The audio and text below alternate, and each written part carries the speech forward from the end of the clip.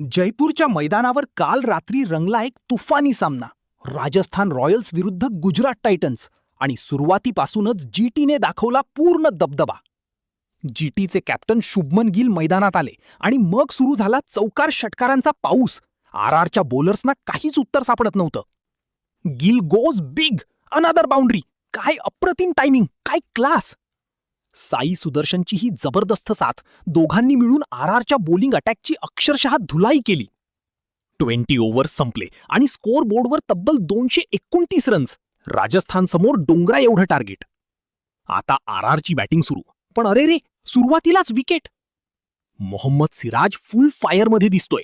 पेस, aggression आणि celebration सगळंच dangerous. आरआरवर pressure वाढत चाललंय. राशिद खान आला आहे अटॅकमध्ये आणि हा घेतला आणखी एक wicket. RR completely collapsing here in Jaipur.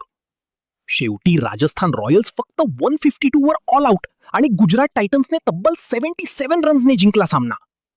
कालचा सामना एकच शिकवून गेला. जीटीला जर सुरुवात मिळाली तर मग ते मॅच नाही, स्टॉर्म खेळतात. मग कसा वाटला तुम्हाला कालचा सामना? नक्की करून सांगा.